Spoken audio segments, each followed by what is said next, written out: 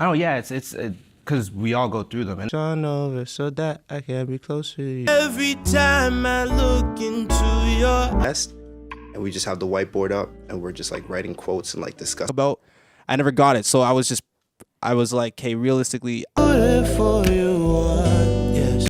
another, I should say right now that That's the Yeah. you not Now, being what the dreams they had for me, but yeah, we're great, and we've come to an understanding. We've like learned a lot. In the shower, you gotta drop everything you're doing in like voice notes or whatever. Because I've definitely lost some great songs just to the ether. I'm trying to like live out, like hero's journey. I feel like it's actually like, it's like sacrifice to a point, because it's like I really am like I'm putting my business out there. when I set out to write it, just like I was going through a lot of personal stuff, and like my life was all over the place, and kind of just to bring clarity and to get myself out of that slump, I just kind of like bore my soul. I didn't for a second expect selling out once, and then the second time, and you're like, and then the third time, you're like, whoa, and then it's awesome. But the come up hasn't come easy. The 22-year-old moved out from his Oshawa home to pursue music dreams in Toronto, couch surfing or sleeping on benches at Trinity Bellwoods Park.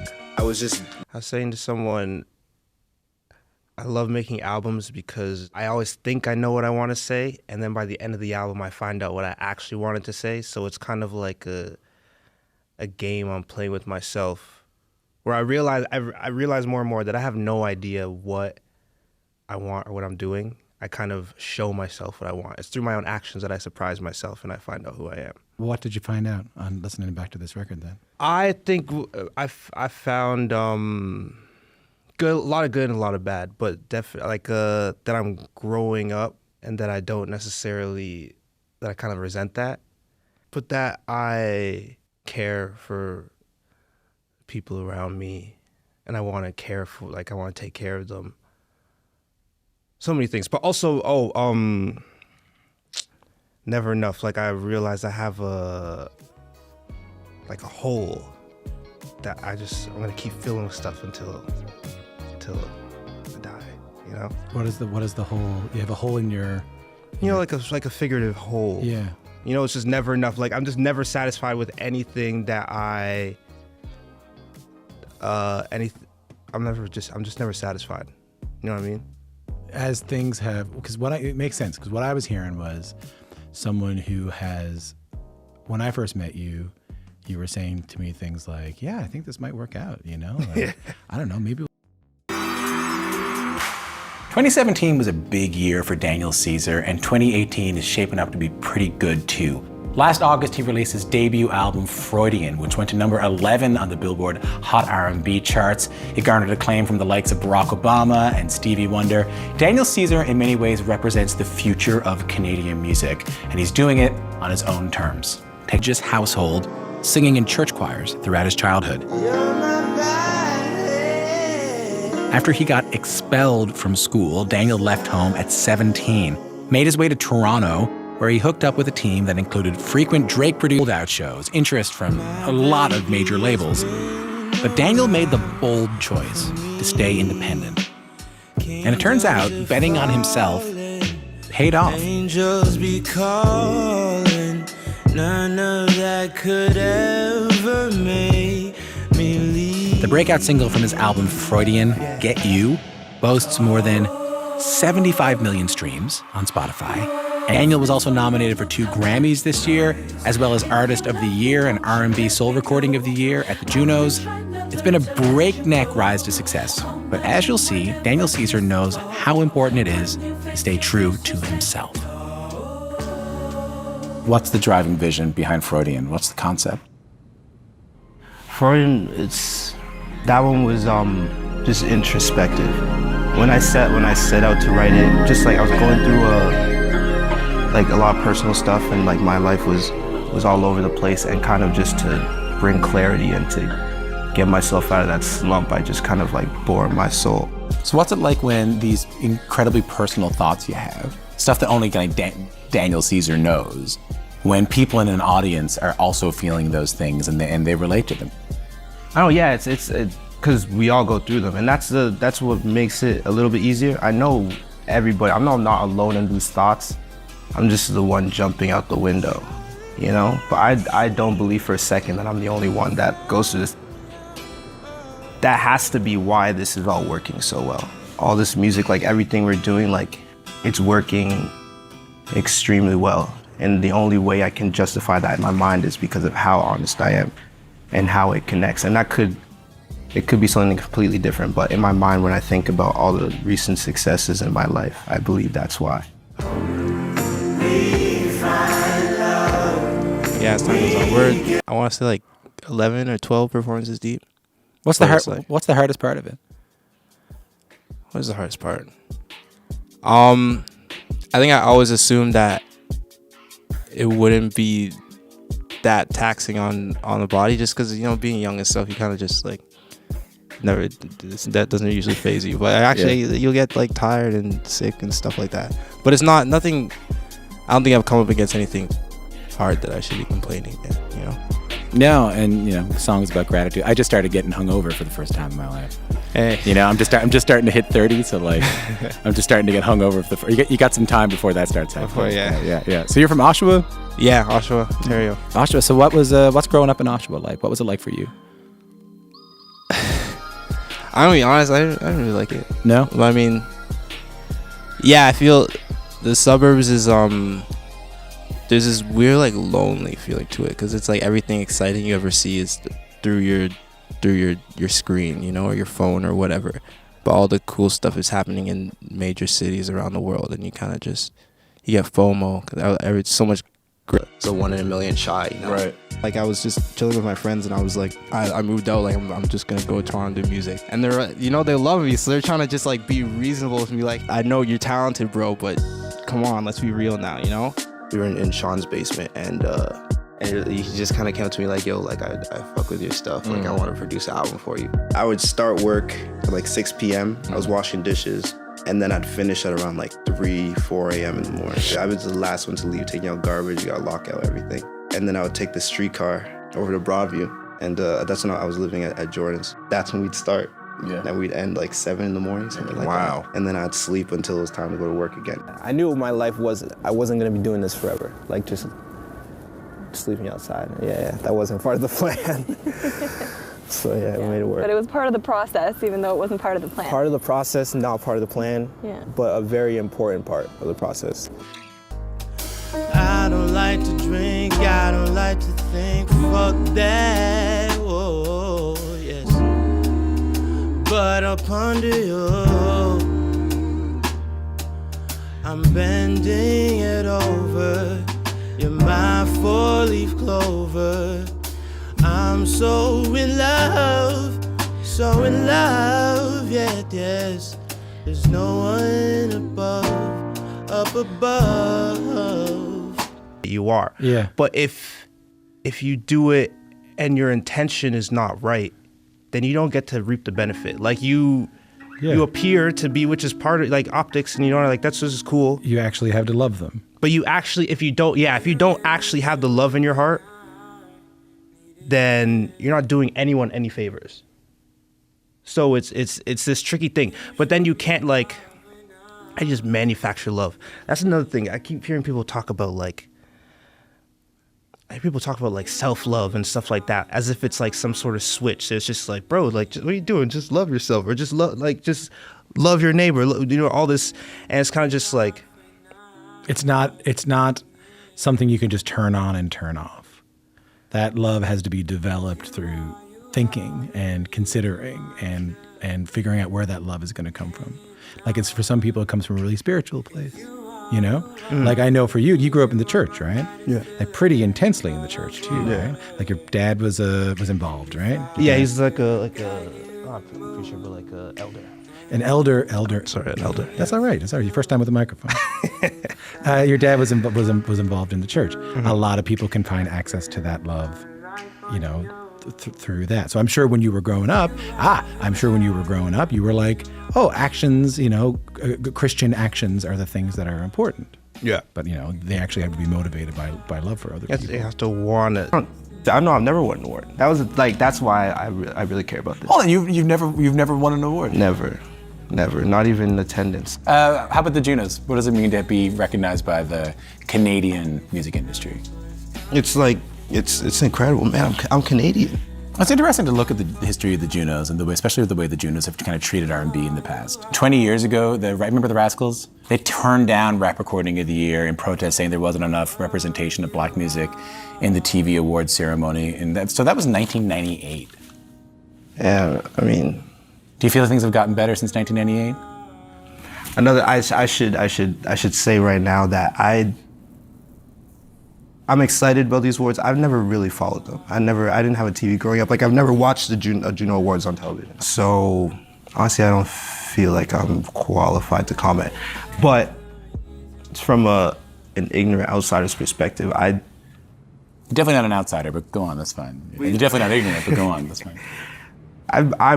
I believe that there could be more representation. I do, but I'm happy that I hope to be the leader of the new school as far as inclusivity. I read this article on Vulture about you the other day, and it was largely about how you bring back traditional R&B sensibilities to the mainstream. So more acoustic instruments. Do you agree with any of these perceptions of the music that you're making? Yeah. I think that's kind of what we try to do. No one's putting out anything that hasn't been done before. It's kind of just a matter of, to call it like Frankenstein, just creating something with pieces from everything that you like, everything that you've ever heard in your life. But it's decidedly chill, right? Your music is. Yeah, that's. This idea that like thoughts exist in a different realm, like we're all here and we all, because that thing about like I have an idea, you have an idea, we share ideas, we both have two ideas. I have an apple, you have an apple. I give you an apple, you have two apples, I don't have any apples. So ideas are different in that sort of sense. So I feel like this is the same with songs. You can literally just like snatch them out of the sky. They're already there. It's just a matter of like clearing yourself and like being still and looking for it. I feel like a lot of people we don't take the time to, because we're bombarded with stuff, with jobs, with payments, with bills. Like there's so much nonsense. Our phones, yeah. It's ridiculous. But if you think about it, the most money people you can think of, the people that really did it, all they did was take the time to like be themselves and find yourself. Because if you think about it, everybody you meet is special. We're all special. Like our moms tell us we're special, and like our moms aren't lying. They're right. But the thing is, so many of us just give up on it because there's so much nonsense. So only a few of us are like, hey, I'm special, so I'm just gonna run. Fear of like. Yeah, but that's why it's so awesome, Everyone's like clearly identifies with it, and it's just refreshing because it's like, I'm not the only like fucked up person, I do better when I can sit down, like process what I'm thinking and write it out and then sing it.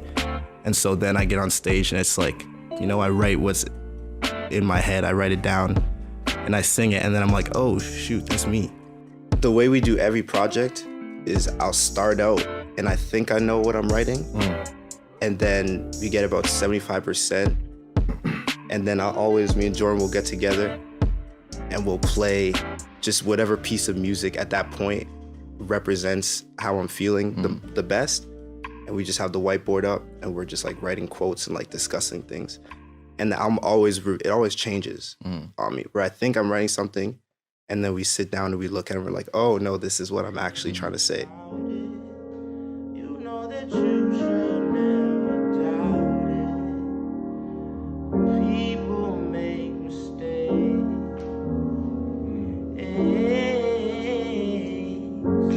Don't give away your art to someone that doesn't care about you.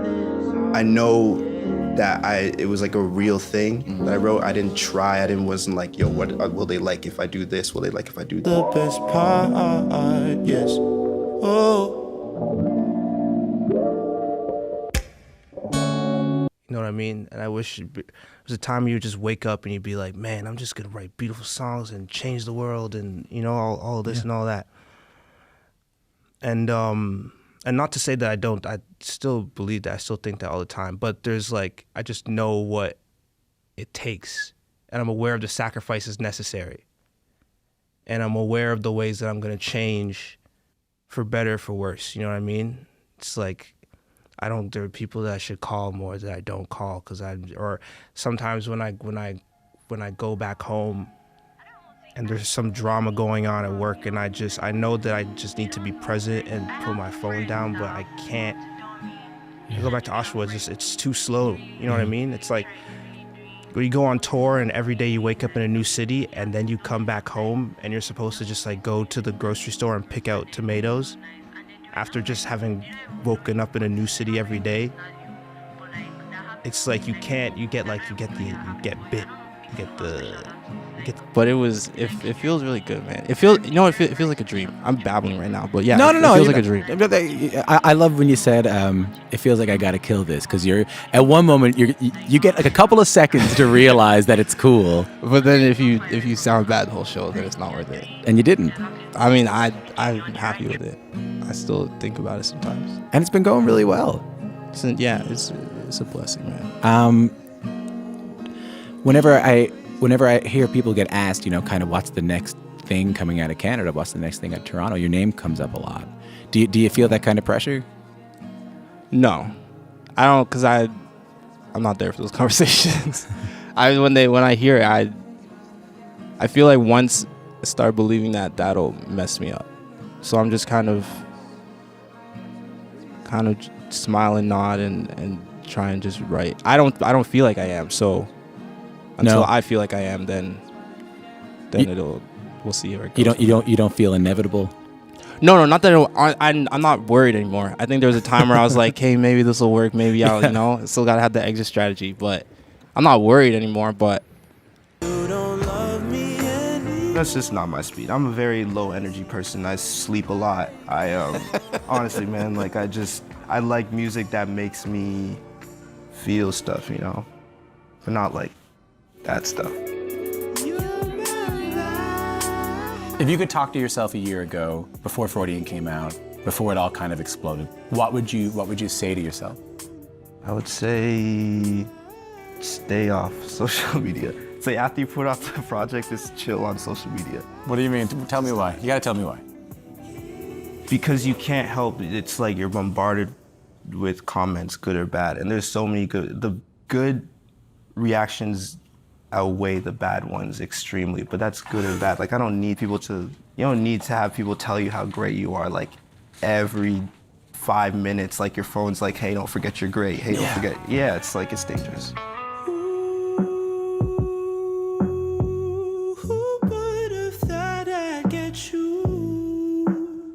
How's it gonna feel when you get there? How's it gonna feel when you get to Vancouver and it's time, you're there?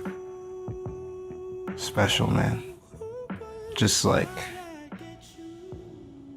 this range. Anytime it's a moment like that, I always look at Jordan like, yo, remember? In those moments when you get to just like quickly run the tape back in your head, like we went through this, we went through this, we went through that. Man, I remember that day I didn't think I was gonna make it. I remember that day I thought, and then you get to really appreciate where you are. I know that when I'm on my deathbed, all the money I've made isn't gonna matter. I'm very psyched on it right now, but one day all it's gonna matter is that I had these moments, with my friends, and we did these things, and that's gonna be the currency eventually. It's quite remarkable, and I know a lot of people who, when they talk about how there's a different chapter in Canadian music being written, your name is one of the first that comes to mind, and I think that's going to be on our minds at the Junos this year. How's that feel? Fresh. Gotta plug my ears, man. Pressure, bro.